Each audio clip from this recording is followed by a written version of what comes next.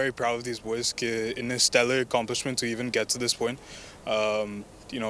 हम बहुत excited हैं. ये TWT champions, world champions, Evo champions, international events के champions हैं. So I think the decision spoke for itself. कि सबसे best decision है.